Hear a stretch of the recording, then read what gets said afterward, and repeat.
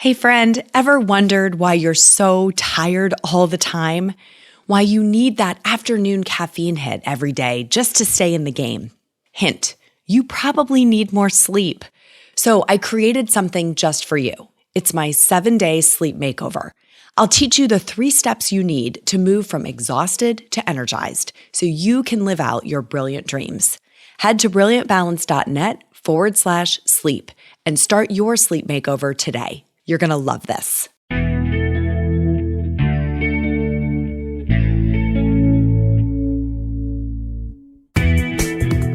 I'm Cherylanne Skolnicki, and this is Brilliant Balance, the show for working women who are ready to shine. Each week, I bring you ideas, inspiration, and insight on balance, business, and getting it all done gracefully. You ready? Let's be brilliant. This is episode 103 of the Brilliant Balance podcast, and today we are going to talk about comparison traps. Super fun topic in all the many ways that we torture ourselves by comparing ourselves to one another. But first, let's take a minute and talk about fall, should we? This is my favorite season, so I am in my very happy place at this time of year. October for me is just the pinnacle in terms of weather, in terms of the atmosphere. Like we start pulling out all those sweaters. Everything is just starting to feel really cozy. We got out the candles. Like it's such a great time of starting to turn inward a bit and reconnect with our family. And of course, start Halloween planning. So my kids, especially the youngest 2, are in full out Halloween planning mode at this point. It sounds like Wonder Woman is the current front runner for my youngest, and that is great by me. I think that is a fabulous choice, unless, of course, it's cold on Halloween. And so here, I live in Ohio. We could have everything from a very balmy October evening to winter. Like the full range is possible to us at the end of October. So I keep asking her, what are you going to do with that costume if it's freezing? And she has all kinds of ideas about adaptations. So I think we'll probably roll with this unless she changes her mind abruptly sometime in the next couple of weeks. But she's been looking at all the catalogs and the websites and all the places to find costumes. And at this point, I think we're in the quest for the all-important red boots. So she's decided that's the most important part of this costume. And I'm explaining to her that life in general is often about finding the right shoes. So I think she's just coming into a pattern that she'll be playing out for years and years. So today, hopefully, once she lands on a costume, she's settled in it. She doesn't get costume envy of anyone else and their choices. And that is the transition to what we are talking about today, which is comparison traps. And I want to talk about a few that I think we sometimes fall into without even realizing what's happening. It is all too easy to find ourselves on the short end of the comparison in a variety of ways. And they're really not helpful. In fact, I did a podcast a while back about envy and how to transform envy into inspiration. So I'll link to that episode in the show notes. It would be a good follow-up to today's episode if you have not already heard it. So when I think about comparisons and what I often see us falling into, myself included, there are really 3 big ones that I want to get into. And I think the third is possibly the most destructive and causes the most suffering. So the first one is comparison with people who are ahead of us on the same path, right? These are the people who want what we want, and they are getting there faster. They're getting to the milestone or the finish line before we do. And these are really painful because we think it should be us. Right? It could be us. Why is it not happening for us? So a couple of examples of this. One would be like a colleague who gets the big promotion before you do. Maybe everybody's in a law firm and the goal is to make partner, and it's that colleague that you've been rising with through the ranks and they make partner first. This was a really big deal in my corporate life, which had a fairly structured advancement path. There was so much gamesmanship around who was getting certain stripes and titles first. And I think that's very prevalent comparison when you're inside of one organization climbing the same ladder. It's also prevalent in the entrepreneurial space. Entrepreneurs who hit certain revenue thresholds or profit thresholds first, or who get funding. There's a lot of competing around getting investment in your company as an entrepreneur. And so people who get funded or who get more funding, right? It's all ways of being ahead of us on that same path. So that is, another example of comparison with people who may appear to be ahead of us on the very same path. Another example would be someone chasing a personal goal and they end up ahead of us. Like maybe you join a weight loss program with a friend and she hits her goal before you do.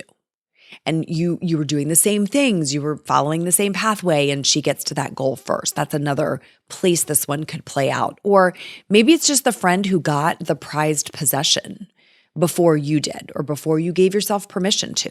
It's the designer handbag or the house or the car that we wanted, and someone got there before we did. So the pattern we fall into here is, why not us? Why that could be us. And we wonder, are we falling behind? What are we doing wrong? So I have a little phrase that I use in these kinds of comparisons that's been very helpful to me. And the phrase is very simple. It's her turn. So if I see someone who's chasing similar goals to me and they reach them, I want to sit in celebration of that because it's her turn. It's her turn for that book to be published or to hit the bestseller list. It's her turn for her business to hit that milestone or for her to have that success. So that phrase, it's her turn, has a beautiful implication, which is that doesn't mean it won't someday be your turn, right? Everyone can have their turn and the turns don't get used up. There's not a fixed number of turns in this game, okay? Another thing that I think is important to note about these types of comparisons is when we're doing them, we almost always are choosing people who are farther ahead than us, right? Who we think are doing better than us. And so we're always losing. But one important perspective is to also consider those who are coming up behind you, especially those who are really far behind you. And to realize that for them, from their perspective, you are the person who is getting there first. And that just reminds you that, you're taking your place in a continuum. It's not a two-person race and she got there before you did. It's actually, a long line of people chasing similar dreams and goals, and you will take your place in line as will everyone else.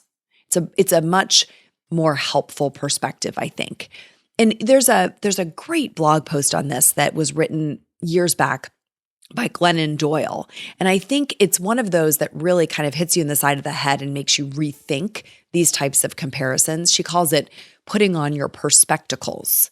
And I will link to her blog post as well in this episode because I could never do it justice. But, the concept is around all the things we take for granted that when you look through them with a fresh perspective, make you realize really how good you have it. So when you're starting to get into this comparison trap of, why not me yet? And why is everyone further ahead? I think that level of perspective shift can be very powerful.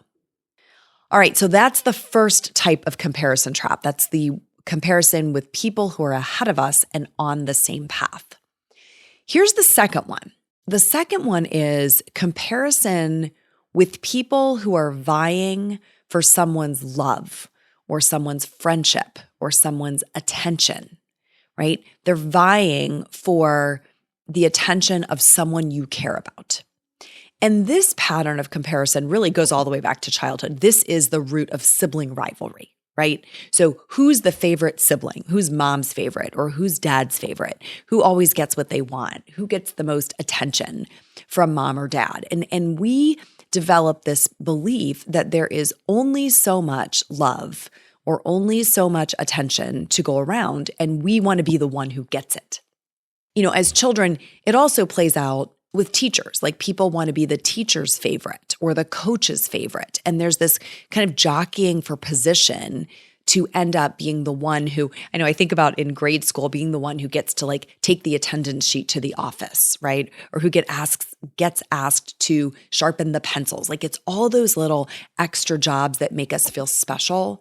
And if someone else gets that job, we start wondering, why not us, right? Even silly little things like that can feel like we're not beloved. And then within friendships as children, this is about, the girl who's closest to the queen bee.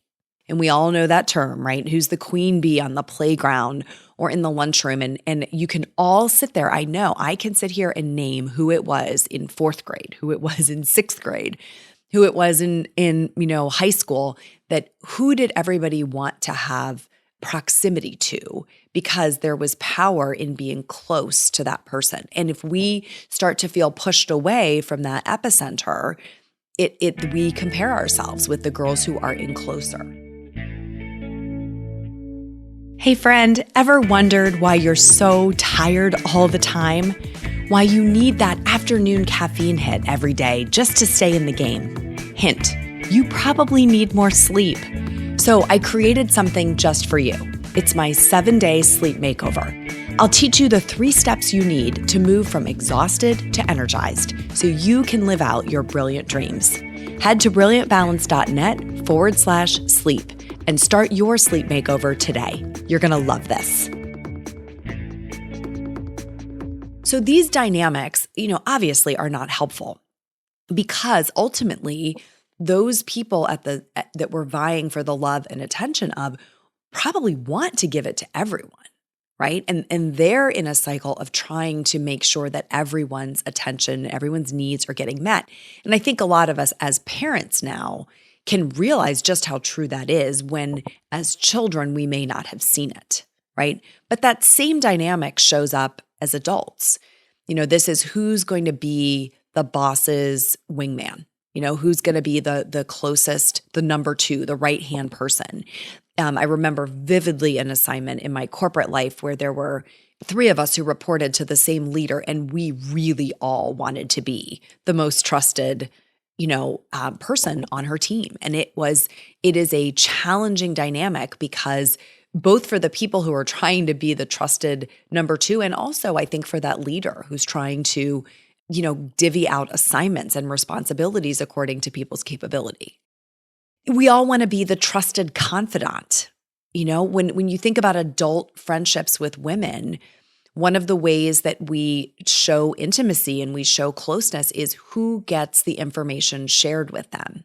And so within adults, this is what we're vying for, is we want to be the trusted confidant. We want to be the person in the know, not to be a gossip about it, just to have access to that information. So this pattern, it's prevalent in men and women, but I think it's especially a dynamic for women, because this closeness, the relational closeness of wanting to be in and have somebody's love and friendship and attention is so attractive to women, okay? So this pattern is a little bit different than the first one. This pattern is really scarcity mindset in disguise, right? The belief here is there just won't be enough love or attention to go around. But there is enough, and that belief that there's a fixed amount of love or attention and it'll get used up causes our suffering here, when if we would remember that there's plenty to go around. We all can have lots of friends. We all can have lots of close confidants. That's the helpful perspective shift in this particular case. Okay, the third comparison trap is a little bit more ethereal, okay? It's comparison with an impossible ideal. So an example of this would be a comparison with an old version of ourselves, some attribute of an old version of ourselves. Like a lot of women will say, God, if I could have the body that I had in high school, right? If I could just be that size, or if I had that skin that I had in my early 20s, right? Or if I had the relationship with my spouse that I had before we had children, and we had all that time that we could pour into each other. So lamenting those characteristics, dreaming about and comparing ourselves to and suffering because we don't have that body or that skin or that relationship is not productive because those things are no longer available to us, right? Because the circumstances are no longer available. We're not teenagers. We're not in our 20s, right? We're not in that stage before we had children. So when we just pluck out one aspect of our lives from that period of time, what we really want is we want just that one thing without everything that came along with it, right? We don't want to have all of the drama that we had in high school. We don't want to have the insecurity. We don't want to have the parental control that came. We don't want to live in that town, but we want that one attribute from that period in our life. And so when we have that comparison with an impossible ideal, it causes a lot of suffering. Another example of this one, where we're in comparison with something that's just not possible is like a physical attribute that we just don't have. Like I will never be 6 feet tall, right? I will actually also never be 5 feet tall for that matter, right? It's just going to be 5'5" me over here with not much I can do to change that, right? Or skin color. Nothing we can do to change it. So physical attributes, even certain aspects of body type, right? We can suffer for a lifetime over wishing we had a different body type instead of optimizing the one that we have. So height is like an obvious and easily relatable one, skin color, the same. But when you think about elements of your physical body that you wrestle with every day, comparing yourself to somebody else's body type, right? Somebody else's physical attributes, that is a losing battle that is going to cause a lifetime of suffering unless we find some sliver of surrender. And I'll give you another example of this one, of comparisons to an impossible ideal. Comparing your past to someone else's past. So comparing yourself, wishing that you had grown up in a different kind of neighborhood or with different parents or a different relationship with your parents or, a different school that you had the opportunity to go to or some trauma that you lived through that you're comparing yourself to somebody who didn't live through that trauma. Those circumstances of your past are truly unchangeable. So comparisons rooted in, I wish my past looked different is a recipe for endless suffering. What we want to do in these cases where we want to invest our energy is in creating the future that you want on your timing, in your own way, controlling what you can control. When we compare our ideal to things that we actually cannot change, we just are signing ourselves up to be miserable. And if we can take all that energy that we are using to lament those things and we shift it in the other direction and start really moving our life in the direction of things we can control and things we do want, that is where there is great power.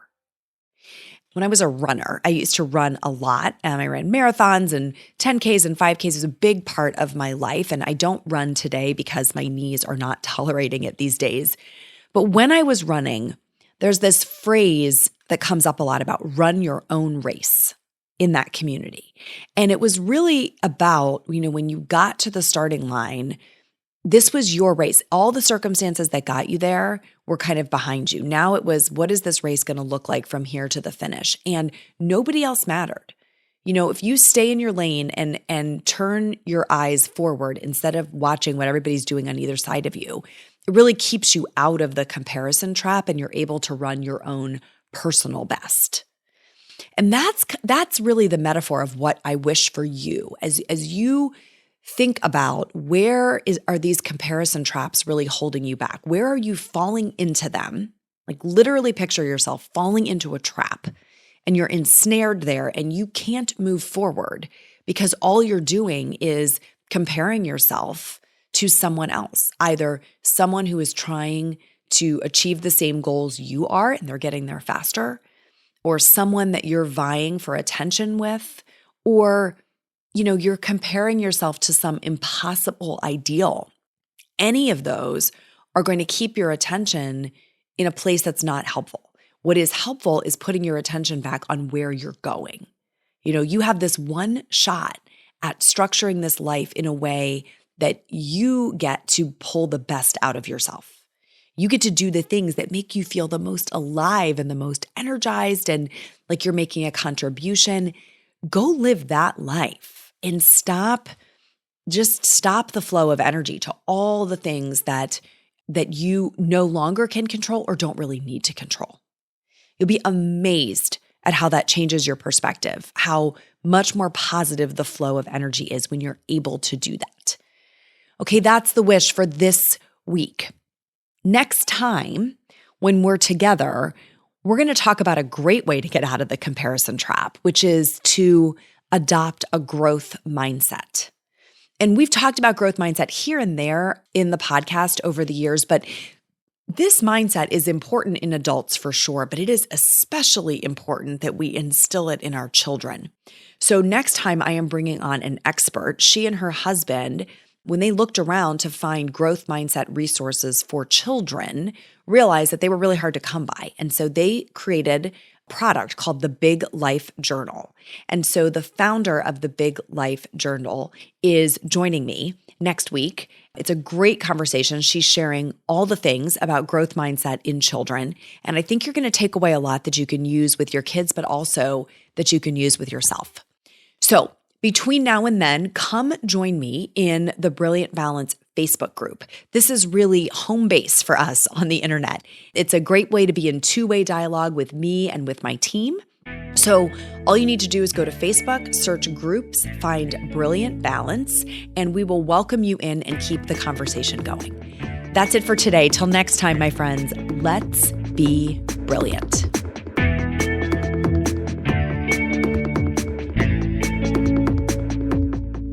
This is thepodcastfactory.com.